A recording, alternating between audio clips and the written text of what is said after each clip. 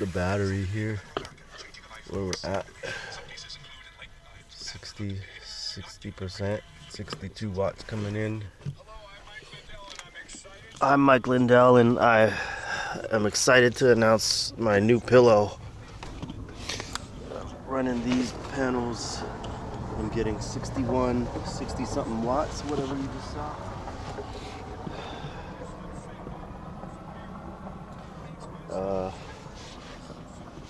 They charge the battery up pretty good. It takes 3-4 hours.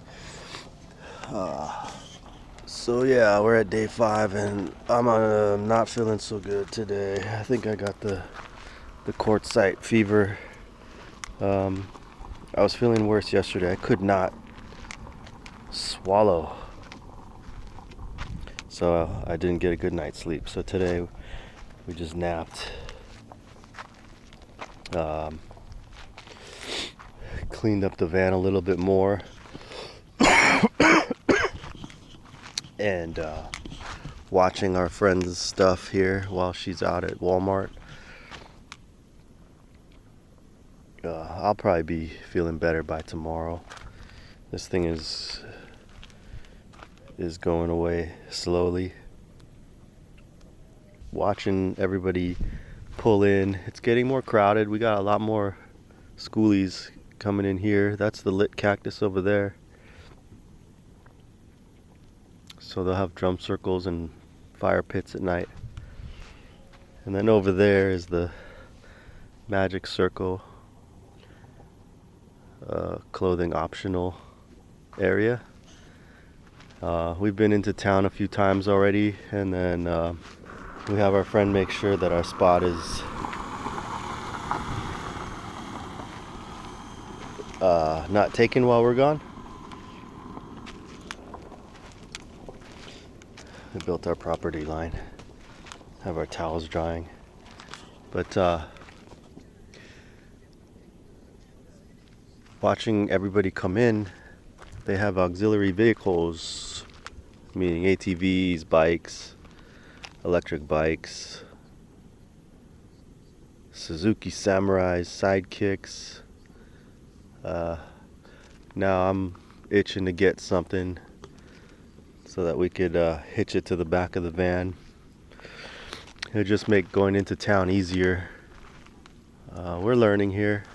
Like I said, it's only day 5 in Quartzsite, and we've been getting much better rest.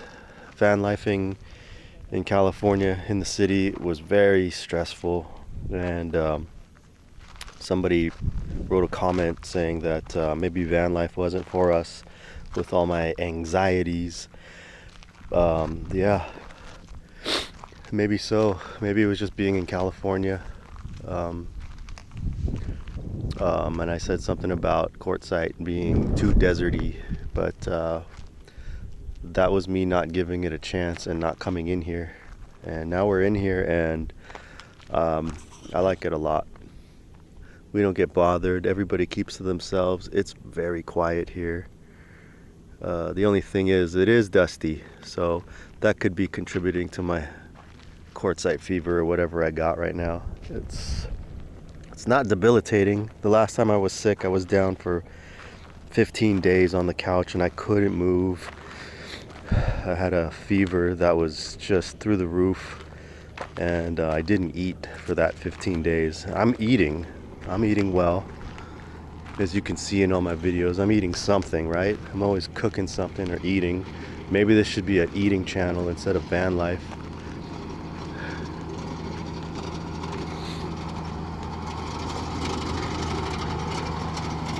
Yeah, see, when the trucks come by, they kick up the dust. But yeah, one of my favorite things to do is just sit out here in the sun and dry up and watch the rigs go by and see what everybody's got on their rigs. Everybody's nice. They all wave. And yeah, see, we got some ATVs, got some Jeeps, and Every time somebody goes by, they wave. We got some tent campers out here.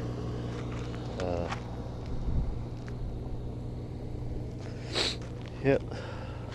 So this is my little site. Yeah, we're not campers, but we're learning. Day 5 out here. Last night was cold again, plus I was sick, so sleeping wasn't the best. It wasn't optimal. But tonight I'm gonna double up on socks. I got me a diesel heater and I didn't install it before we came out here because we just didn't have the time. And I saw somebody's video out here in Quartzsite that they just installed their diesel heater. So I don't know, maybe we can connect and he can help me out. I don't have the proper tools or the knowledge. Maybe he knows something, maybe he can help me out. I don't know. Seems like everybody out here is pretty friendly.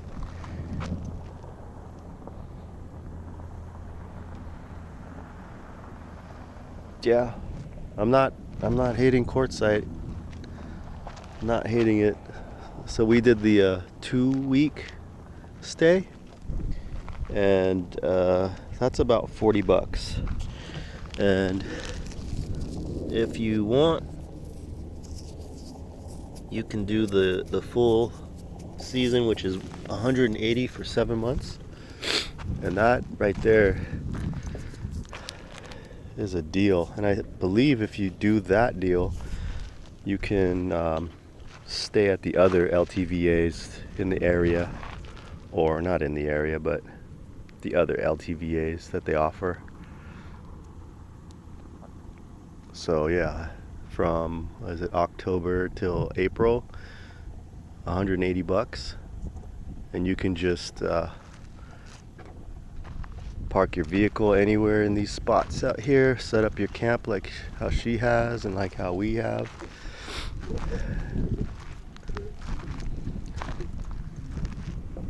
And you can stay. I mean, 7 months for $180 compared to $2,000 for 1 month in the city. You can't beat it. You just have to learn how to do everything inside of this thing. And now we see all these big rigs out here, and I'm liking these shorty school buses like this one right here. That's a good size, I think. So I've been on Craigslist looking at you know, a sidekick or an ATV or a bike to put on the back of this. See how I'm stealth now? Look at that. You can barely see me, right? Stealthy. Yep. Right behind this bush. It is super dusty out here. So yeah, looking at ATVs or sidekicks. You know, all that peer pressure for lift kits out here, I don't think I need it, guys. I'm in and out of here. It's fine. People are driving their Mini Coopers and smart cars through this, and I'm pushing this thing through, and it's making it just fine. So I'll save that $6,000, and I'll put an auxiliary. I'll tow an auxiliary vehicle behind it instead. I think I was going back and forth about that lift, and yeah, I really don't think it's that necessary. So that money that I'm gonna save off the lift is gonna go towards some land and a small vehicle behind this thing. Yeah, I think I put enough money into this van. It's doing what we need it to do. We're living in it, cooking in it, getting around in it.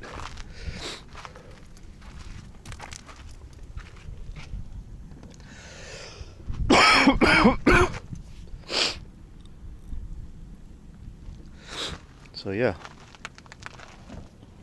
quartzite. What can I say? Yeah, so when we pulled in, when we pulled in and we got our 2-week pass, they said that we have to stay within 500 feet of a one of those. They're called a vault toilet, and it's basically a hole in the ground, and you can see everybody's deposits down there. And one of my fears is my keys falling in there. That's a nightmare. But anyways, because I only have a under a 5-gallon cassette toilet in the van here, I have one of those C-flows. We have to stay close by to one of those, which is fine. There's no smell coming off of it, so you can't smell anything. And the wind, we're downwind of it, and we don't smell anything, so that's fine. And it's a good distance for us because it can be cold here in the mornings and at night. Oh yeah, and the past couple of nights, packs of coyotes have been running through here. I don't see any prints, but you can hear them, and they sound like hyenas running through here. Can anybody tell me what these are for? I know that's not a gopher hole, but we got a few of these holes here around the van, and I hope they're not like rodent holes where they'll come up into the van and nest in the engine. I've watched a few videos of some guys that are staying out here, and they got rodents nesting in their engine, and they're pulling out the nest. So yeah, there's a lot of YouTubers out here. A lot. I'll check my channel in the morning, and it's everything that's popping up in the algorithm is quartzite this, quartzite that, and it's all kinds of people doing their YouTubes. I wish when we were looking more into it and when we were in the city that those videos would have popped up, but now they're popping up. So we could have come a little more prepared, maybe with bikes at least, so we can ride in or even just ride around. But yeah, just a quickie update here. Oh, I met Living Life. I was driving through Cuin. We were looking at flags. I was thinking about putting up a Canadian flag and an American flag up here. We got a whole bunch of Canadians. I met Zach, who's from Ontario, Thunder Bay. He's over in that area by the Magic Circle. I'm from Ontario, so yeah, I made a Canadian friend out here. So we see a lot of ATVs pulling up down here. And a lot of them have Canadian flags, so I want to fly my Canadian and my American for the wife, and just let them know you got a fellow Canadian here too. Zach's funny. We met at the Roadrunner Market in Quartzsite, and I asked him what part of Ontario, and he said Thunder Bay, and then I said, okay, I'm from Toronto, and he looked at my plates. He's all California plates. It's like, yep, we'll get those changed soon. You know what I'm noticing is everybody driving past us here has got that damn cowbell jingle under their suspension, the same that I found when I first started driving through rougher roads up in the mountains up there. I thought I blew my suspension out, but I'm a newbie, so I thought things were wrong with it, but everybody sounds the same. It's that same clanking. So I guess we're good. Should we give them the van tour now, or is it not ready yet? It's not ready. We're not ready. No van tour yet. Sound like my grandpa when I cough. I think one of the best purchases I've made so far for vanning, for van life, is this thing. When I'm driving, I can just grab this and turn around into the van, the back of the van, and grab my cookies, grab whatever I need out of the back of the van without having to stop. Look at that. One of the best things. So, yeah, see all that dust? I'm breathing all of that in. Oh. Let's back it up here. When I first came out here, I stayed out at the Loves, which is right around here somewhere, and Jason came out and stalked me, but he didn't come and knock on the window. I would have been fine with chatting with him at midnight. It doesn't matter. You know, I'm driving out of the tent area where there's like all kinds of stuff you can buy, flags and stuff, jewelries and stones and food, and pulling out of there, driving, about to get on the 95, and I hear CHICO, and it's Living Life. Go follow him on YouTube. He's a full-time van life guy with his dog Bandit. His channel's growing quick, so go ahead and check out his channel, give him a follow, tell him Chico sent you, and yeah, go ahead and give him a follow. Yeah, just documenting his travels around the area too, doing his thing with his dog. But yeah, we met over there. He backed into somebody's pole, and the guy came out all huffing and puffing about it. He was pissed that his pole got bent, and he came out and moved his truck and bent the pole back nice and straight and said, "Are we good?" And the guy was just not having it. I guess he was having a bad day. But yeah, our meeting got cut real short. You know, we shook hands and just, you know, which way you headed? Oh, we're going this way, we're going this way. Okay, cool. And then, you know, this whole thing happened, and I wish we could have talked more. I did meet Bandit though. We got about 4 fingers till the sun goes down. So cook up some chicken. I'm not gonna film it this time. You know that I can cook some chicken. Chicken cacciatore with a twist of lime. Yeah, so we're gonna be looking at some land soon. I mean, we're looking now, but we're gonna really start looking once the holidays are over. We're gonna get some property. Enough of this rent. Get some property, put a shipping container on it, and call it a day. If we can live in this thing, I can do a shipping container or a prefab. Oh, this guy looks like he's not happy with the spots coming back around. Maybe his favorite spot is taken.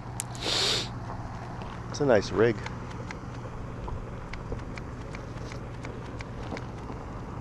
But so far, the van is holding up nicely. It's comfortable. I quite like it. The bed's comfortable. The blankets are warm. And the top is a must. I'm glad I got the top. That's to be able to walk around in there at night. Man, ever since we come out here, I've been using the bathroom like crazy. I'll go like 3-4 times in a night. I'll fill up a gallon jug of water. It's like I'm not even drinking that much water. But yeah, when you get to be this age, it's like the pee just starts flowing, man. So to be able to stand up is a huge plus with that roof. That roof is a must. If you're gonna do this full time, it's a must. I don't think we would be able to survive in a low roof doing all this. Plus it keeps it a lot cooler. I don't know how that works, but I guess it's the windows on the top there and plus the fan on the top. We're obviously in direct sunlight and the sun was beaming today, and it was quite comfortable in there. It wasn't hot at all. So yeah, if you're gonna get one of those tops, Fiberine, Wilmington, California, Gonzalo is the guy. Tell him Chico sent you. I don't think that'll get you a discount, but who knows? Who knows? Alright, I'm gonna cut out. Gotta make some dinner. Until the next one.